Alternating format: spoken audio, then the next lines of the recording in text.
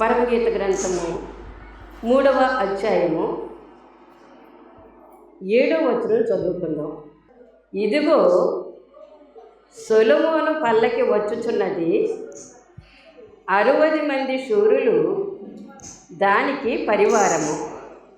వారు ఇశ్రాయేలీయులలో పరాక్రమశాలులు, వారందరూ ఖడ్గదారులు, యుద్ధ వీరులు. దేవుడు తన పరిశుద్ధ వాక్యమును దీవించునుగాక. ఆమేన్. దేవుని యొక్క వాక్యమే ఖడ్గమై ఉన్నదని మనం ఇక్కడ వాక్యం ద్వారా మనం తెలుసుకుంటూ ఉన్నాము. అయితే వెలుగయ్యున్న ఆ వాక్యమే ఖడ్గమటండి. ఏమయ్యింది? వాక్యము వెలుగయ్యుంది. యోహాను సువార్త 1వ అధ్యాయము మొదటి నుంచి మనం చూసినట్లయితే ఆ వాక్యమే వెలుగై ఉన్నది. లోకంలోనికి వెలిగించడానికి వెలుగై వచ్చినటువంటి ప్రభు యొక్క చరిత్ర అక్కడ ఉంది. అలాగే 119వ కీర్తన 105వ వచనములో కూడా వెలుగును గురించినటువంటి విషయం అక్కడ ఉంది. చెప్పమ్మా.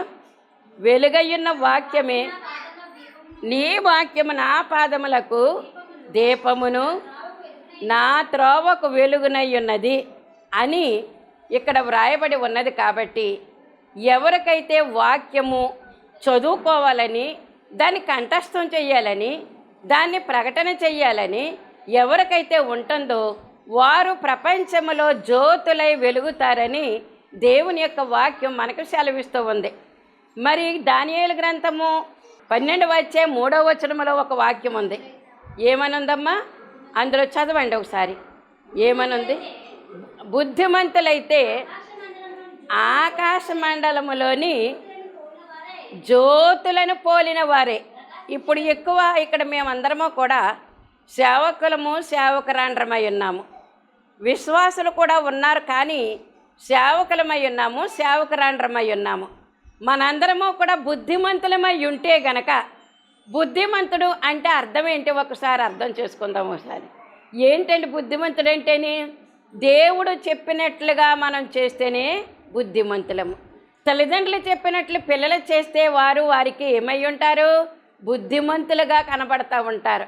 కనుక మనము గమనించవలసినది ఏంటంటే దేవుని వాక్యము ఏ విధముగా సెలవిస్తుందో సెలవిచ్చిన ప్రకారంగా మనము కూడా ఏం చేయాలంటే ప్రభు యొక్క వాక్యం వైపు చూడాలి. అందుకే దైవజనులు దేవదాసయ్య గారు ఏం చెప్పారంటే, ప్రభువా నిన్ను నాకు చూపించు, నన్ను నాకు చూపించు అన్నారండి. అంటే మనల్ని మనకు చూపించుకోవడానికి, మురిసిపోవడానికి కాదంటండి, అరవడానికి కాదంటండి, నాలో ఏమున్నదో తెలుసుకుని దాన్ని సరిచేసుకోవడానికి నేను ఎలాగున్నానో చూపించు ప్రభువా అని. అయితే ప్రభుని ఎందుకు చూపించాలి? ప్రభు యొక్క లక్షణాలు ఏమైతే ఉన్నాయో ఆ లక్షణాలు నేను కలిగి ఉన్నానా లేదా అనేటటువంటి మరి ఉద్దేశము కొరకే ప్రభువుని మనకు చూపించమని అడగాలి. నేను ఎలాగున్నాను, నన్ను కూడా చూపించు ప్రభువా అని నన్ను గురించి కూడా అడుగుతూ ఉండాలి. కనుక మనము దేవునిలో సంపూర్ణమైనటువంటి పరిపూర్ణమైనటువంటి భక్తి విశ్వాసములతో సాగుతూ ఉన్నామా లేదా అనేటటువంటి విషయాన్ని మనకే తెలుస్తూ ఉందండి. ఎవరో చెప్పక్కలేదు. నేను దేవునిలో ఎంతగా ఉన్నానో అనే విషయాన్ని నిన్ను గురించి నేను కానీ, నన్ను గురించి నువ్వు కానీ చెప్పలేము. ఎందుకంటే అది దేవునికి మనకి మాత్రమే తెలుస్తుంది. కనుక మనం ఏ విధమైనటువంటి భక్తి జీవితంలో జీవిస్తూ ఉన్నామో, ప్రభుకు వ్యతిరేకమైనటువంటి కార్యాలు చేస్తున్నామా, ప్రభుకు అనుకూలమైనటువంటి కార్యాలు చేస్తూ ఉన్నామా అనేటటువంటి విషయాన్ని మనము అర్థం చేసుకోవలసినటువంటి వారమై ఉన్నాం. అప్పుడు మనమేంటో మనకే తెలుస్తుందని దేవుని యొక్క వాక్యం ద్వారా మనకు సెలవిస్తూ ఉన్నారు. పోయిన వారం మనం చెప్పుకున్నటువంటి మాటలు ఏంటంటే ఖడ్గము గురించే చెప్పుకున్నాము. ఏంటో తెలుసా? మొట్టమొదటిది వాక్య ఖడ్గం అని చెప్పుకున్నాం. జ్ఞాపకం చేసుకోండి ఒకసారి. రిపీట్ చేస్తున్నాను మరలా, మీకు రీకాల్ చేస్తున్నాను మరలా మీకు. నేను పోయినసారి ఏమి విన్నాము అనేటటువంటి మాట, వాక్య ఖడ్గము అనేటటువంటి మాట, వాక్యమే ఖడ్గమై ఉన్నదని. మరి ఎఫెసీ పత్రిక 6వ అధ్యాయం 17వ వచనములో అక్కడ కొన్ని ఆయుధాలు కూడా తెలుసుకున్నాం మనము. ఎంతమందికి గుర్తుందో ఎంతమంది గుర్తులేదో తెలియదు. ఈ వాక్యమే మాట అయ్యి ఉన్నది. యెహోవా దేవుని యొక్క మాట నీ చేతిలోనిది ఏంటి అని అడిగారు. ఎవరిని, ఎక్కడ ఒకసారి చెప్పండి. నీ చేతిలోనిది ఏమిటి? మోషే గారిని ప్రభువైన యెహోవా అడిగారు. ఏ సందర్భంలో అడిగారు? ఎర్ర సముద్రము దగ్గర పొంగుతున్నటువంటి సముద్రాన్ని చూసి వెనకాల పరిగెత్తుకుని వచ్చేటటువంటి సైన్యాన్ని చూసి ఇశ్రాయేలీయులు మోషే గారిని తిడుతూ ఉన్నారు. ఏమని? ఐగుప్తులో మాకు సమాధులు లేవనా? అక్కడ మేము ఆహారం లేకుండా చచ్చిపోతున్నామనా? ఇక్కడికి ఎడారిలోనికి తీసుకొని వచ్చి మమ్మల్ని చంపడానికా అని వారు అవిశ్వాసంతో ఎన్ని మేళ్ళు పొందినప్పటికీ కూడా అప్పటికప్పుడే పొందినప్పుడేమో, అందుకేనంటే ఏమన్నారు లోక సామెత, ఉంటేనంట కుడికొప్పంట, లేకపోతే ఎడం కొప్పంట. అది లోకం యొక్క సామెత. ఆవిడకి ఇంట్లో ఉంటేనేమో కుడికొప్పు పెట్టేదంట, ఆవిడకి ఇంట్లో లేనప్పుడు ఎడం కొప్పు పెట్టేదట. అంటే చూసే ప్రజలకి ఏం తెలియాలన్నమాట, ఆమెకు ఉన్నదో లేదోనని. అది లోకం యొక్క సామెత, అది పూర్వకాలంలో చెప్పుకునేటువంటి సామెత. అయితే ఇక్కడ మనం చూసినట్లయితే దేవుని యొక్క వాక్యాన్ని మనం ఉన్నది ఉన్నట్లుగా మనం సంపాదించుకుంటున్నామా లేదా అనేటటువంటి విషయాన్ని కనుక 6:17లో కొన్ని రకాలైనటువంటి మరి విషయాలు దేవుడు మనకు తెలియచేశారు. రక్షణ అనేటటువంటి శిరస్త్రాణాన్ని మనము కలిగి ఉండాలని, సమాధానం వలనైన సువర్తమానము వలన ధరించేటటువంటి జోడు కూడా మనము తొడుగుకోవాలని దేవుడు అక్కడ మనకి సర్వాంగ కవచం గురించి చెప్పారండి. ఏం చెప్పారండి? సర్వాంగ కవచం పైనుంచి కింద వరకు కూడా. ఈ సర్వాంగ కవచం ఎవరికి వస్తుంది, ఎప్పుడు వస్తుందో చెప్పండి. ఏమండి? సర్వాంగ కవచము ఎప్పుడు వస్తుందో తెలుసా? మామూలు మనిషికి పశ్చాత్తాపం పొంది మారు మనసు పొంది నాకు బాప్తిసం కావాలయ్యా, దేవుని బిడ్డగా నేను ఉండాలనుకుంటున్నానయ్యా అన్నప్పుడు పాస్టర్ గారు ఏం చేస్తారంటే కాలువలోకో గోదావరిలోకో తీసుకుని వెళ్ళి నీళ్లున్న దాంట్లోకి తండ్రి కుమార పరిశుద్ధాత్మల పేరట ముమ్మారు ముంచి లేపుతారు. అది బాప్తిస్మం. అప్పుడు మనకేం దొరుకుతుందో తెలుసా? సర్వాంగ కవచము దొరుకుతుంది. అది గుర్తుంచుకోండి. ఎవరైతే నీటి బాప్తిసం తీసుకున్నారో వారికి దేవుని యొక్క సర్వాంగ కవచం వచ్చేసింది. ఎవరి ద్వారాగానో? తండ్రి కుమార పరిశుద్ధాత్మల పేరట మనకి ఈ బాప్తిసం నాడే సర్వాంగ కవచం దేవుడు కప్పేశాడు.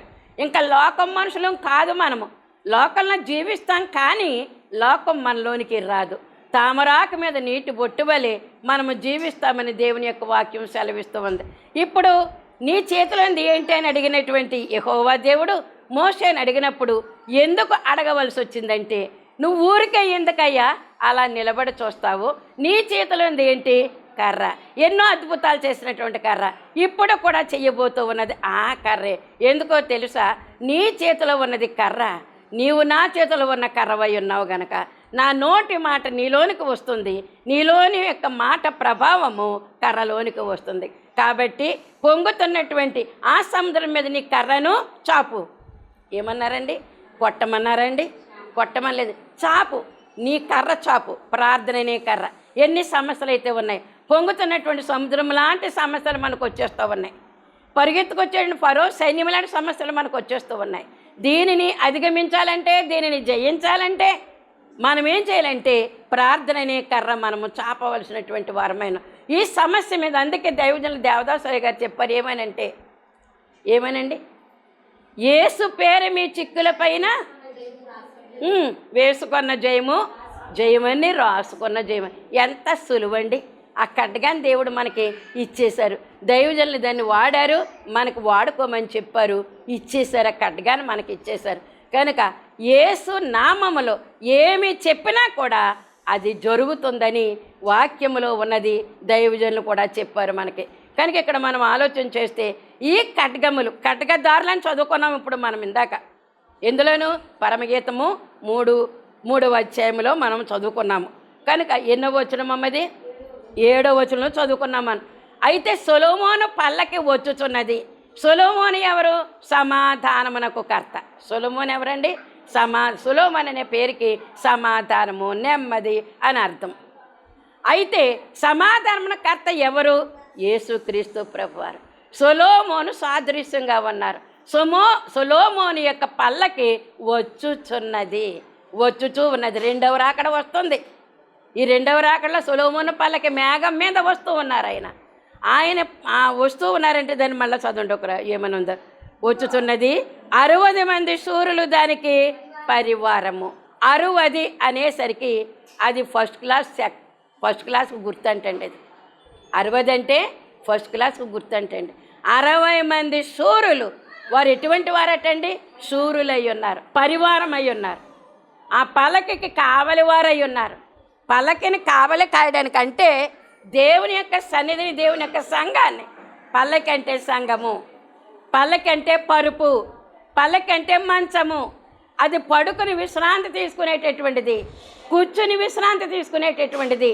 ఒక సోఫా ఉంది, దివాన్ కాట్ ఉంది, మంచం ఉంది. ఇవన్నీ ఎందుకండి? కాసేపు విశ్రాంతి తీసుకోవడానికి. అదే సంఘము. పల్లకి అనగానే సంఘమని గుర్తు చేసుకోవాలి. దానికి 60 మంది శూరులటండి. అది 100కి 100 పాళ్ళు పరివారమై ఉన్నారు. సేవకులు, సేవకురండ్రి ఆ పల్లకిని మోసేటటువంటి వారు. గుర్తుంచుకోండి, ఈ యొక్క పల్లకీదారులు ఎవరు మోస్తున్నారటండి? ఎవరు? సేవకులు, సేవకురండ్రి ఈ పల్లకిని, ఈ సంఘాన్ని మోస్తూ ఉన్నారు. మోయడం అంటే ఏంటి? దేవుని యొక్క వాక్యం చెప్తారు, ఆ ప్రకారంగా నడవండి అని చెప్తారు. కనుక ఎలాగుండాలో దేవుని యొక్క సంఘము, దేవుని యొక్క సన్నిధిలో ఏ విధమైన ప్రార్థన చేయాలి, ఏ విధమైన సన్నిధి చేయాలి, ఏ విధమైన పాటలు పాడాలి, ఏ విధమైన కూడికలు కూడుకోవాలి అనేటటువంటి విషయాన్ని దేవుడు ఈ సేవకుల ద్వారా ఈ యొక్క సంఘానికి చెప్తూ ఉన్నారటండి. కనుక సంఘం అందుకే పల్లకి లాంటిదటండి. సంఘములోనికి వచ్చి ఆయన విశ్రాంతి తీసుకుంటారంట. ఎవరమ్మా? యేసుక్రీస్తు ప్రభువారు, నీ తండ్రి, నా తండ్రి, మనల్ని పోషించేటటువంటి ఆయన వచ్చి కాసేపు ఎక్కడుంటారో తెలుసండి? ఈ పల్లకి అనేటటువంటి ఈ పల్లకి సంఘములో ఉంటారని మనం అర్థం చేసుకోవాలి. ఈ సంఘములో ఆయన పవళిస్తారటండి, ఆయన విశ్రాంతి తీసుకుంటారటండి. అందుకే రమ్ము ప్రవ్వా, నా ఒడిలోనికి రా, నా ఒడిలోనికి రా అని చెప్పవలసినటువంటి వారమై ఉన్నాం. కనుక పల్లకి అంటే అలాగే ఇశ్రాయేలు ఎర్ర సముద్రం దగ్గర వాక్యం అనేది అంటే ఆ మాట నీ చేతిలో ఏంటి? చాపు అన్నారు. అదే వాక్యం. వాక్యానికి ఎంత బలమో ఒకసారి ఆలోచన చేయండి.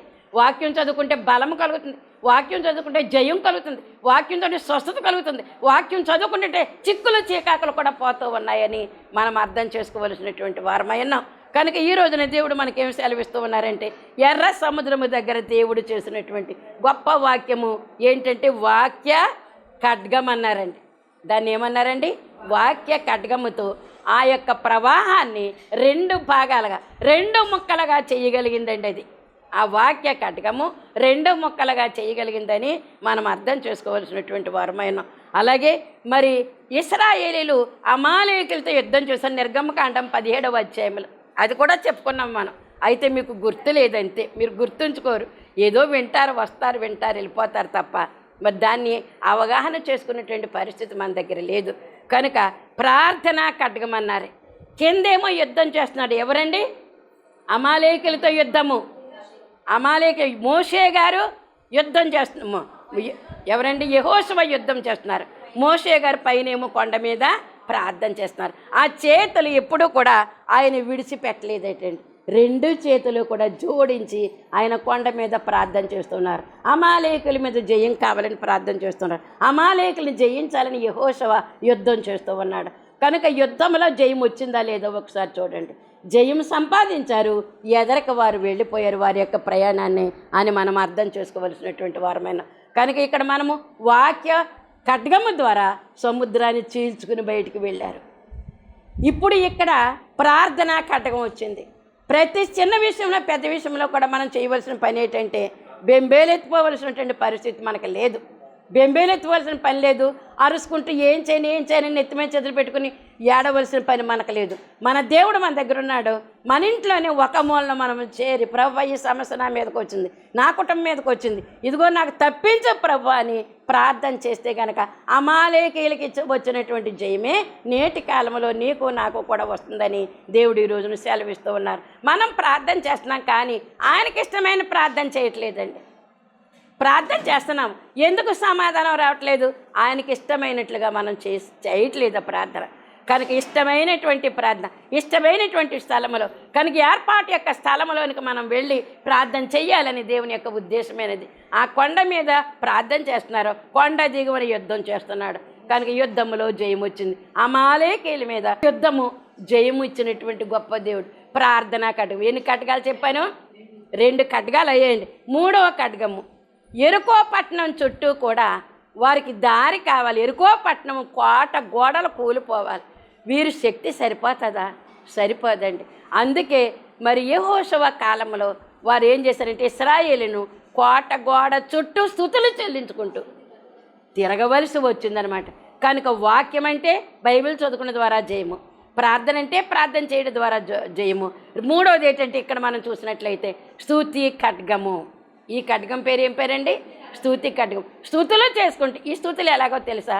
చెయ్యి ప్రవ్వా కాదు, చేసినందుకు నీకు స్తుతులు. ఎటువంటి కార్యమైనా సరే నాకు ఈ కార్యం చేసావు కాబట్టి నీకు స్తుతులు, కృతజ్ఞతాస్తుతులు, నీకు స్తుతులు స్తోత్రాలు చెల్లిస్తున్నానని స్తుతులను గురించినటువంటి విషయము దేవుడు మనకి తెలియజేస్తున్నారు. ఇదే స్తుతి ఖడ్గమైంది. వారు 6 రోజులు స్తుతులు చేస్తూ కోటగోడ చుట్టూ తిరిగారు. 7వ రోజున 7 సార్లు తిరిగి వారు స్తుతులు అనేసరికి ఏమైపోయిందండి? ఎరుకో కోట గోడలు కూలిపోయి అంటండి. ఎంత అసాధ్యమైన కార్యాన్ని దేవుడు సాధ్యపరిచారు. స్తుతుల ద్వారా ఆ కోట గోడలు ఏమయ్యాయంటే కూలిపోయినట్లుగా. మన చుట్టూ ఎన్నో రకాలైనటువంటి సాతాను శక్తులు, దురాత్మ శక్తులు, శత్రు సమూహాలు చేసేటటువంటి అనేక రకాలైనటువంటి విషయాలు మన చుట్టూ ఉంటూ ఉన్నాయి. కనుక స్తుతులతో ఆ యొక్క ఖడ్గాన్ని మనం స్తుతుల ఖడ్గముతో ఆ విషయాల్ని మనం ఛేదించవలసినటువంటి వారమై ఉన్నామని దేవుడు ఈ రోజున మనం తెలియజేస్తూ ఉన్నారు. ఆ తర్వాత విశ్వాస ఖడ్గం అన్నారండి 4. చాలా చెప్పాను మీకు, మళ్ళీ తిరిగేస్తున్నాను మిమ్మల్ని, అంతే. మళ్ళీ తిరిగేస్తున్నాను. మళ్ళీ చెప్పినప్పుడు మళ్ళీ తిరగేయాలి, మళ్ళీ చెప్పలేరు. మళ్ళీ అలాగ ఆవలించుకుంటూనే చూస్తూ ఉంటాం. మీరే కదా ఎవరైనా అంతే, అలా మర్చిపోతూనే ఉంటాము. మర్చిపోజేసేటటువంటి శక్తి వాడికి ఉందండి. వాయుమండలంలో ఉన్నటువంటి వాడికి ఉందండి. వాడెవరు? సాతాను, అపవాది. వాడెప్పుడు కూడా మనం ఏ మంచి విషయం వింటామో ఆ విషయాన్ని అప్పటికప్పుడు ఏరుగుపోతాయంటండి. తోవ పక్కన పడినటువంటి విత్తనాలను ఎలాగైతే ఆకాశ పక్షులు ఎత్తుకుని పోయాయో, ఏరుకుని పోయాయో, అలాగే మనలో పడినటువంటి మంచి విత్తనాలు కూడా అలాగే ఎత్తుకుపోతుందట సాతాను. అందుకే సాతాను ఎత్తుకుపోకుండా ఉండేటట్లుగా మనము చెయ్యాల్సినటువంటి పని ఏంటంటే ప్రార్థన ద్వారా, మొట్టమొదటి అది వాక్యము ద్వారా, ప్రార్థన ద్వారా, స్తుతి ద్వారా, ఇప్పుడు విశ్వాసము ద్వారా మనము దీనిని గెలవలసినటువంటి వారమైన. ఎవరమ్మా మళ్ళీ చెప్పండి, మీకు అందరికీ తెలిసిందే. ఏం ఖడ్గాలు ఉపయోగించాలి మనము? ఇది ఎవరికో కాదండి, సేవకులందరికీ, నమ్ముతున్నటువంటి విశ్వాసాలకు కూడా ఈ యొక్క ఖడ్గం అనమాట అండి. ఏంటి? వాక్య ఖడ్గము, ప్రార్థన ఖడ్గము, స్తుతి ఖడ్గము, విశ్వాస ఖడ్గము. ఇప్పుడు 4వది విశ్వాస ఖడ్గము. ఏమన్నారో తెలుసా? చస్తే చస్తాం, మమ్మల్ని రక్షించిన సముద్రాన్ని ప్రభు ఉన్నాడు, కానీ చస్తే చస్తాం, మేము మాత్రం విగ్రహానికి మొక్కమన్నారు. ఎవరండి వారు? షడ్రకు, మేషకు, అబేద్నెగో. వారిని ఏమన్నారండి? అందరితో పాటు ఆ విగ్రహానికి మొక్కాలన్నారు. వారేమన్నారు? మేము మొక్కముగాక మొక్కం, జీవము గల దేవుని యొక్క బిడ్డలం మేము, యెహోవా దేవుని యొక్క బిడ్డలం మేము ఈ రాతికి, ఈ చెట్టుకి, ఈ పుట్టకి, కనబడే వాటన్నిటికీ కూడా మేము మొక్కవలసినటువంటి అవసరము లేదు. అంతే, జీవము గల దేవుణ్ణి. అదేంటి? అగ్నిగుండం ఉంది కదా, అగ్నిగుండం పడేస్తాడట కదా రాజు, ఆర్డర్ అయిపోయింది కదా, శాసనం చేశారు కదా, ఏంటి మీరెలా మాట్లాడుతున్నారంటే, అయినా సరే రాజు ఆజ్ఞించినా సరే, రాజు శాసనం చేసినా సరే, ఆ రాజు కంటే ఎక్కువైన రోజు మాకు లేడు. ఆ రాజే మాకు రాజు, మహారాజు. కనుక ఆ రాజు మాకేం చెప్పాడంటే, దేన్ని మొక్కొద్దు చేతులెత్తి, నీ దేవుడని యెహోవాను నేను తప్ప వేరొక దేవుడు నీకు లేడని చెప్పారు. కాబట్టి ఆయనే మా తండ్రి, ఆయనే మా దేవుడు. చచ్చినా చచ్చిపోతాం, ఎందులో పడి? అగ్నిలో పడి. అంటండి ఎంత ధైర్యం అండి, ఎంత విశ్వాసం అండి వారికండి. ఈ రోజున అలాంటి శ్రమే కనుక మనకు వచ్చినట్లయితే మనం నిలబడగలుగుతామా? నిలబడాలండి. మరి వాటర్ లిస్టులోనో లేకపోతే జనాభా లిస్టులోనో అడుగుతున్నారు కదా, అడిగేసరి అయిపోయింది, అదంతా అయిపోయింది. అప్పుడు మీరు ఏమని చెప్పారు? కులం మీరు మారదు. మీరు ఏ కులం ఉన్నారా, కులం మారదు. కులమే, మీ కులం మీదే. కానీ అక్కడ మతం అనే దగ్గర ఏం చెప్పారు మీరు? మేము అన్యులమండి అని చెప్పారా? హిందువులమండి అని చెప్పారా? లేకపోతే ఏమని చెప్పారు? ఏమని రాయించుకున్నారు మీరు? నిజంగా మేము క్రైస్తవులమండి అని రాయించుకున్న వాళ్ళే అసలైనటువంటి ఈ విశ్వాస వీరులు, ధన్యులు. విశ్వాస వీరులు వీరే. మరి అదే సాక్ష్యం. ఏది సాక్ష్యం? ఆ జనాభా లెక్కలు ఎవరివి? ప్రభుత్వం వాళ్ళు రాయింటారు ఎంతమంది ఏ మతంలో ఉన్నారు. ఎంతమంది ఏ కులస్తులు ఉన్నారు అనేది లిస్టు వాళ్ళకి కావాలి. కాబట్టి వాళ్ళు కొంతమందిని పంపించి జనాభా లెక్కలు కానీ ఈ యొక్క ఓటర్ లిస్టులు కానీ అవి రాయిస్తూ ఉంటారు. అప్పుడు అందులో ప్రతి వారికి కూడా ఆడ మగ వాళ్ళ ఇంటి పేరేంటి, వాళ్ళ యజమాని పేరేంటి, ఆ భార్య పేరేంటి, ఆ పిల్లల పేర్లేంటి అన్నీ కూడా నమోదు చేసుకుంటారు. అప్పుడు వారికి ఒక కులం ఉంటుంది, ఒక భాష ఉంటుంది, ఒక మతం ఉంటుంది. అలాంటప్పుడు అన్నీ బాగానే ఉంటాయి. కానీ మతం అనే దగ్గరకు వచ్చేసరికి బాప్తిసం తీసుకున్నటువంటి మీరు ఏమని చెప్పాలంటే, నాది క్రైస్తవ మతం, నేను క్రీస్తు బిడ్డను, నాది క్రైస్తవ మతం అని చెప్పగలగాలండి. నేను క్రీస్తు బిడ్డని చెప్పగలగాలండి. ఎంతమంది చెప్పగలుగుతారు? అవునండి, రెడ్డి అని ఉంటేనంట ఆ రాసుకుంటానికి వచ్చిన వాళ్ళు ఏమనేవారంట, మీరు ఇంకా హిందువులే కదండి రాసేస్తున్నానండి, హిందువులని. వాళ్ళ క్రైస్తవ కుటుంబం అయినా సరే హిందువులు రాసేస్తున్నానండి, మీరు ఓసీ కాబట్టి మీరు హిందువులని రాసేస్తున్నానండి. రాజులని ఉంటే మీరు హిందువులని రాసేస్తున్నానండి. ఆ రాసి వాళ్ళే అంటున్నారండి. అప్పుడు ఏం చెప్పాలి మనము? అబ్బబ్బబ్బే, మేము హిందువులము కాదు, రాజులమే కానీ రెడ్లమే కానీ మేము క్రైస్తవులము, క్రీస్తు నమ్ముకున్న బిడ్డలము, మేము క్రీస్తు బిడ్డలము, క్రైస్తవులమని రాయించుకోవాలి అక్కడ. అప్పుడు దేవుని నామానికి మహిమ, దేవుని నామానికి మహిమ పరిచేటువంటి బిడ్డలముగా ఉన్నాం. కనుక అటువంటి స్థితి మనము అప్పుడే ఖచ్చితమైనటువంటి క్రైస్తవులు ఎంతమంది ఉన్నారో అది లెక్క తేలుతుందని మనకు దేవుడు తెలియచేస్తూ ఉన్నారు. అలాంటి పరిస్థితుల్లో మనము విగ్రహానికి పెట్టినటువంటి పలహారము తింటలేదు చాలామంది, అక్కడి నిష్టగానే ఉంటున్నారు. మేము తినమమ్మ అంటున్నారు, చాలా బాగుంది. కానీ అయితే కొంతమంది ఏం చేస్తున్నారంటే, గడపకు పెట్టండి మాకు వద్దు కానీ.